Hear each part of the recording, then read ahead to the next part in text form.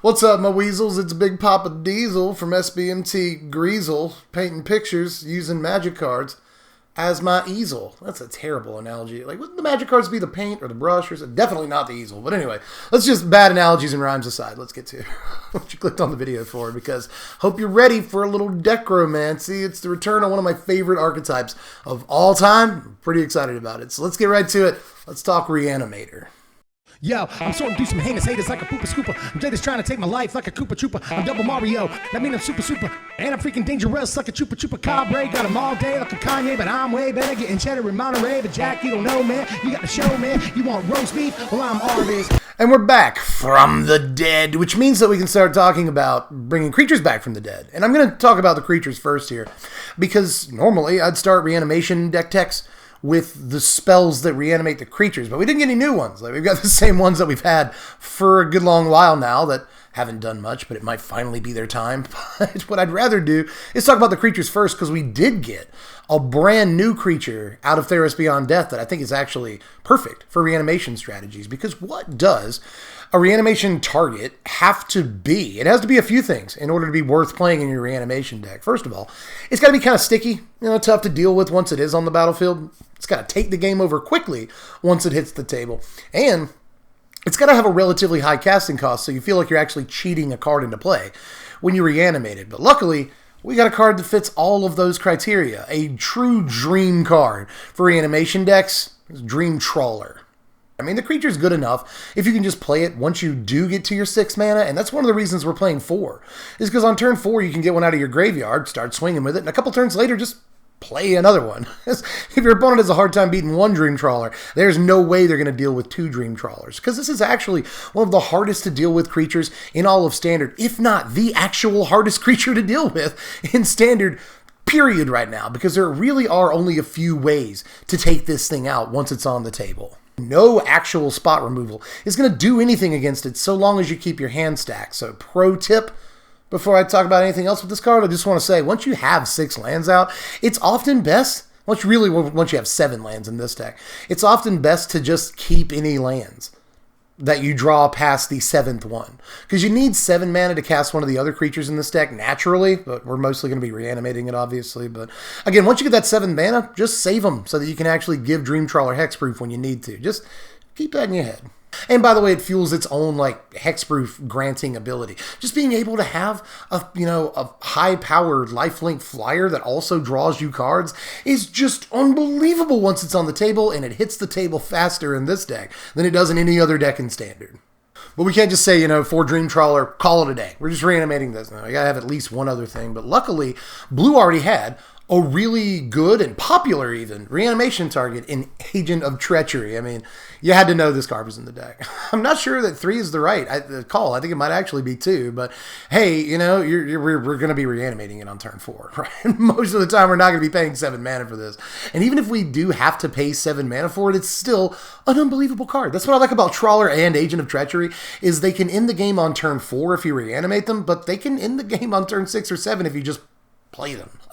Agent of Treachery is a really, really annoying card, and sometimes people just scoop to resolve Agent of Treachery, right then and there. That's the game, because people are a little bit tilted and triggered when you play Agent of Treachery. It's just kind of low-key one of the best removal spells in the format. Not only does it get rid of your opponent's thing, but it gives it to you. And there's a lot of really powerful cards going around right now, so Agent of Treachery is incredibly invaluable, whether or not you play it naturally or you reanimate it. But of course, we're trying to get it on turn 4 as often as possible in this deck, and just like last season, if you get an Agent of Treachery on turn 4, your opponents are going to get very salty immediately and likely scoop. I've probably forced more scoops in playtesting this deck off of Agent of Treachery on turn 4 than Dream Trawler on turn 4, because people still foolishly believe they can play through a Dream Trawler. Let's talk about them spells, and this really shouldn't come as a surprise. We're playing 4 copies of Blood for Bones and 1 copy of Bond of Revival. If you've been watching the channel over the last, 8 to 10 months or something like that, you may have noticed that I don't often put Bond of Revival in reanimation decks. I am very much a blood for bones kind of gal, but in this case, I decided, especially with some of the other cards that are in the deck, we really needed a 5th reanimation spell, like really badly, and Bond of Revival is especially amazing with Dream Trawler, like incredible with Dream Trawler. So I ended up putting 1 copy of it in the deck, and honestly, sometimes it's just a much better reanimation spell than Blood for Bones, but that isn't to say that Blood for Bones is bad. This is our quickest way of getting a Dream Trawler or an Agent out, and again, very often, if you can get it on turn 4, you're going to force scoops against opponents who haven't really developed their board much. Now, nearly everything else in the deck is actually a creature, because since we're playing Blood for Bones, we have to have creatures lower on the curve to sacrifice on turn 4. But I am playing 4 copies of Thought Erasure. Aside from our reanimation spells, this is like the only actual non-creature spell in the entire deck, but I still felt like we kind of have to play it, you know? Reanimation is actually a really disruptible strategy, so it's really nice on turn 2 to be able to get something out of their hand that's going to come back to bite you later, you know, whether it just kills the creature that you reanimated, or is it just an unanswerable thing, or a counter spell of some kind, or maybe a way to kill a creature that you need to sacrifice to Blood for Bones. I mean, there's a million ways to play, reasons to play Thought Erasure in this deck, and go ahead and kind of kneecap your opponent's ability to respond to your broken plan relatively early in the game. Plus, it also surveils, so like, you know, 1 out of every 9 or 10 times, just statistically, you'll get a Dream Trawler or an Agent of Treachery on top of your library. You can then just kind of throw into your graveyard and hit with Blood for Bones. Otherwise, I'd probably be playing Agonizing Remorse, honestly, but the fact that Thought Erasure surveils really puts it over the top in a reanimation list. But let's get to those other creatures that we're playing, because we've got like 2 categories of other creatures that we're playing. First of all, we have some creatures that put cards into our graveyard from our library. We've got 4 Wall of Lost Thoughts as well as 2 Mire Triton in this deck. And both of these, again, they serve just to put cards into our graveyard. Now, we could be playing like Merfolk's Secret Keeper instead of Wall of Lost Thoughts here, but all in all, Wall of Lost Thoughts costs less blue mana to just play it on turn 2 or whatever. You know, and I felt like since this is a 3-color deck, I want to kind of keep the double color commitments as low as possible. Now, you could always play Secret Keeper on turn 1 and then play actual Secret Keeper the creature on turn 2. But honestly, it just never works out the way you want it to. I've tried Merfolk's Secret Keeper in this deck over Wall of Lost Thoughts, and honestly, you could play whichever one you like more, but I ended up thinking that I like Wall a little bit more, all things considered, because it goes ahead and gives you the creature on the same turn that you play the mill spell, and you're going to be targeting yourself with this 100% of the time. You know? And this basically is just attempting to put a Trawler or Agent of Treachery in the yard, but that's pretty self-explanatory. Same thing with Mire Triton, you know, this is just attempting to put a big creature into our graveyard, but in the meantime, it's a death touch threat. They can just sit on the board, stall the game out, you know, threaten to block a bigger creature than it and trade up.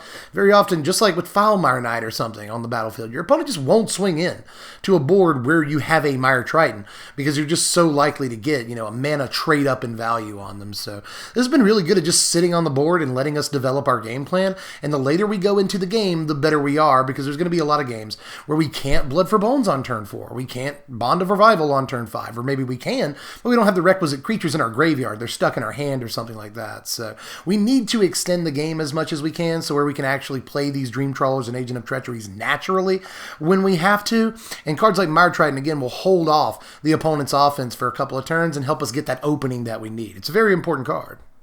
Now, the other category of sort of low-cost creature that we're playing is creatures that let us discard cards. Because like I just said, sometimes a Dream Trawler, Agent of Treachery, whatever, will get stuck in your hand. You'll have a reanimation spell in your hand along with it, but, you know, you can't reanimate stuff out of your hand. That'd be broken. So you need to be able to discard cards and dump these cards that you don't want in your hand. So we're playing 4 copies of Benthic Biomancer and 4 copies of Tomebound Lich, which is a card that's just literally made for the blue-black and blue-black X Reanimator decks. I mean, it was designed for that, with them in mind, you know, just like Mire Triton. This is a card that has Death Touch and can hold off defenses really, really well, especially against decks with lots of small, you know, 1 power and 2 power creatures.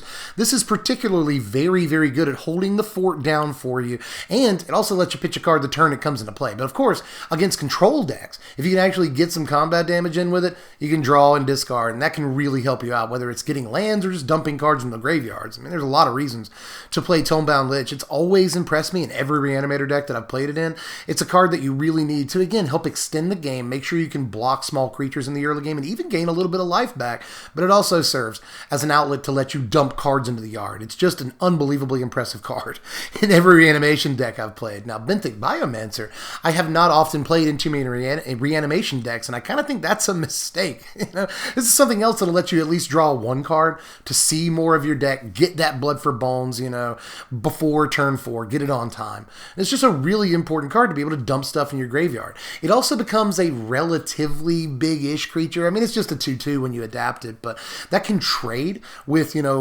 big-ish, turn 2 and turn 3 creatures some of the time. That can be really important, but what we really want to do with this is play it on turn 1, adapt it on turn 2, drop a big thing in our yard, and then on turn 4, just sack it to Blood for Bones. So, Biomancer has been impressive, and I'm really surprised that I've never thought to play this in Reanimator before, but it's a great turn 1 play. Now, so far, this deck has not really cost that much to put together. I don't know if you've noticed, but I think, Dream Trawler is the most expensive card?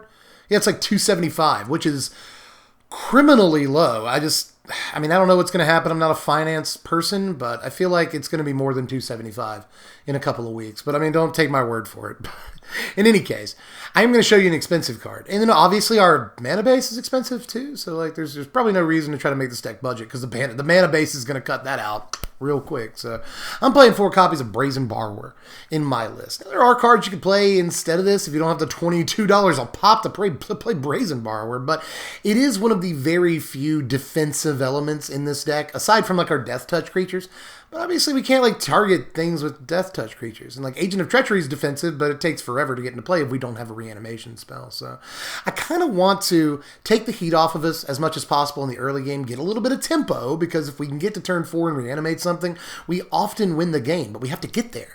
So Brazen Barb is a great way to sort of clear the air for at least a turn, keep a creature from hitting us in combat a lot of the time, and really buy us some time. Plus, if you can pop a creature back to their hand on turn 2, and then turn 3 during their end step, play Brazen Borrower, well, you got a creature to sacrifice for Blood for Bones. And you did it all on curve. And I think that's really, really important.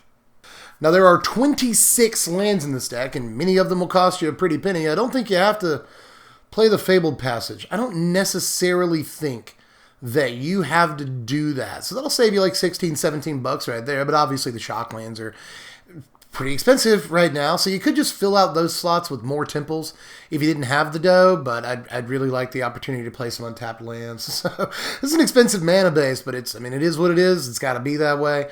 But if you wanted to try Gates or the life gain lands or something, then I would definitely not be adverse to that. But I will suggest that you play 26, even though it seems like a lot. Again, I'll say it one more time. There are going to be games, many games, in fact, where you have to play Dream Trawler or Agent of Treachery just naturally out of your hand, so a high land count helps with that. Now here's our sideboard for the time being, although I think I need to shore up some of these numbers, but what we're trying to do here is kind of obvious. This is sort of a transitional sideboard that allows us to play a control deck. Time Wipe is in there so we can save a Dream Trawler when we need to, but still wipe the board. It'll be a very important play. Also, Teferi, very expensive card here that you don't absolutely have to play, but this can be a really good speed bump against the aggro decks too, that not only pops something back to your hand, gets you that tempo, but draws you a card, and that can be very important, especially if you have a Dream Trawler on the table. It goes very well with a Teferi, but, again, you could not play this, and that'd be fine, but there's 3 copies of Dovin's Veto, which I'm thinking about pulling down to 2 copies, but it is very important to have a counterspell like this in the deck that not only can counter Planeswalkers and other stuff we kind of have a hard time dealing with, but it can counter things that are trying to kill our Dream Trawler, and we don't want to discard a card or something. I mean, there's a lot of reasons to play Veto in this format right now because there's a lot of really important non-creature spells. Murderous Rider is in there too. This is great to have against decks that play Planeswalkers, things like Nissa, for instance. It is really nice to have an answer like this that eventually becomes a creature we can sacrifice to Blood for Bones, and it goes back in our library. So that's cool, I like Murderous Rider in here, but there's also Erebos' Intervention for a couple of reasons. I wanted to kneecap graveyard decks. And this might not be the absolute best card to do it, but it pulls double duty here because not only does it hobble the graveyard-based decks and decks that are trying to escape Euro and stuff right now, but it also helps to hobble any of these aggro decks. It's a good card to bring in against them because not only can this kill relatively big stuff in the, again, relative late game, but it can kill gods some of the time if you have enough mana, and even if you're just killing like a 3 toughness thing, getting back like 3, 4, 5 life, however much mana you have to spend, is often really important against aggro decks. So this pulls double and triple duty out of our sideboard. And even though I think there might be a better way to use these 2 slots than Erebos' Intervention, it's still proven invaluable in the best of 3 games that I have played, and I bring this in an awful lot. Now, before we get to the power rankings, I want to briefly discuss another way of building this deck that actually has been more successful for me than the build I've just shown you. But I promised everyone on Patreon an Esper Reanimator list, and the list that I'm about to show you isn't really like a hardcore devoted reanimation list, even though it plays reanimation spells. But if you've been playing Magic for a while, or you've been sitting around the card shop listening to old timers for a while, you may have heard rumblings or remember very fondly the Solar Flare deck that has popped up a few times throughout Magic history. You know, it's basically an Esper control deck with reanimative elements that often can just like spike formats out of nowhere. We've seen it at least 3 different times throughout the last like 10 or 12 years of Magic history. And Solar Flare is a deck that is very near and dear to a lot of people's hearts. So this is my Solar Flare list. Again, it's basically an Esper control list. You see that we play a lot more removal in this deck. We play some counter spells in the main deck even. But our only actual reanimation spells are a couple of copies of Bond of Revival. But in the very late game, it can be amazing to Bond of Revival a Dream Trawler out of your yard when given the option. Dream Trawler with haste is actually the opposite of Dreams. It's a nightmare for everyone. Dream Trawler with haste is absolutely unbelievable. And I should have really hammered that home more in this deck tech. Bond of Revival makes Dream Trawler even better. Really, Dream Trawler makes Bond of Revival playable. But in this deck, we're looking to go to the relative late game anyway. It's more of a control deck. So even if we can't play Dream Trawler naturally, or if they do sweep our Dream Trawler, this is very important, by the way. If they do have a sweeper for Dream Trawler, we can just Bond of Revival it back into play and immediately start attacking again. This has forced scoops multiple times against decks that actually have answers to Dream Trawler. Because you know what? You know what feels worse than not being able to answer Dream Trawler? Being able to answer Dream Trawler and your opponent gets it back anyway. It's demoralizing. So this deck has actually been really, really good for me, and I like it an awful lot, and it's probably the one I'll continue playing more than this the reanimation list I just showed you. But again, I promised Patreon a reanimator list, and I kind of felt like this isn't a reanimator list, right? But again, it's still a very, very powerful deck that I've been really enjoying my time with. Now here are your power rankings right here. A final score of Nintendo 64, which looks a little bit weak, but that's because, if I'm being 100% honest with you, it can be weak at times. Again, if you come up against a string of aggro opponents, don't expect to win all those games, right? Like, not every one of them. Same thing with control opponents, if people really are just playing blue-white control, which has popped up an awful lot recently since the beginning of this season. Blue-White Control has tried to be a deck like the last 3 seasons in a row, but ever since it lost the 5-minute Teferi, it hasn't been a deck, but it just got Dream Trawler, so it's trying to be a deck again now that it has a real threat that can close the game out. And Blue-White Control tends to be quite good against us. They just won't let us play reanimation spells, so that's kind of a problem, but there's a lot of mid-range decks in this format that this really preys on easily, and even if you have a good start, this can take out an awful lot of aggro decks, and if you get your Dream Trawler before, if you actually do resolve a Blood for Bones, get your Dream Trawler before those control decks, it can really be a problem for them to deal with. Because very often, first Dream Trawler on the table wins. That's just how it is. I have actually lost count of all the games that I was definitely going to lose until I played a Dream Trawler. That's just how good the card is. And I honestly feel like we're in an arms race with Dream Trawler right now. Like, whoever makes the best Dream Trawler list probably wins standard, right? But again, there are some decks that we have to worry about, and some decks that I think are probably just better than just about any build of this deck. Although that Solar Flare deck, though, I'm telling you, I'll leave a link in the description for it, to that deck list. I really like that deck. But I like this one, too. Again, if you get the proper start, the deck is nigh unbeatable. If you can actually resolve Blood for Bones, get that Dream Trawler on the table with 4 or 5 cards left in your hand, you are good to go. You're probably going to win that game. But you see the relatively low consistency score, at least relative to what it usually is, and that's because a deck like this can be messy. Anybody that's played Blue-Black Reanimator in the last 6 months can attest to that. You know, the dream is to get a 2-drop creature, or a 3-drop creature, turn 4 Blood for Bones, Dream Trawler. Sounds easy enough, but if you don't get a Dream Trawler in your yard in the first few turns, either by discarding it or by, Wall of Lost Thoughtsing it into your graveyard, then you can't do it. And if you don't get a Blood for Bones, you can't do it. And if your opponent, destroys your 2 or 3 drop, you can't do it. So sometimes this deck is fairly easily disruptible, and that's kind of the biggest bummer about it. But in the games where you do curve out the way you want to, you're probably going to win. There's not much they can do about it. And of course, I'll also leave that Solar Flare list in the description down there. Link over to TCG Player. Check that thing out, because I actually think that deck is super strong. But if you want to check them out, I'll leave links in the description to the deck lists and all that. And I'll also leave links in the description to the Patreon if you want to help support the content around here. Just $1 a month to vote on what decks we even do. And the polls have been really competitive the last 2 or 3 times we've done polls. So get in there. You'll definitely be affecting the voting if you join the Patreon. But in any case, do that. Like the video, share it around if anyone still does that. Subscribe. I want some more subs. I mean, everybody does, right? So give me some. If you got the time, hit the subscribe button, hit the bell for the notifications. And yeah, that's about it.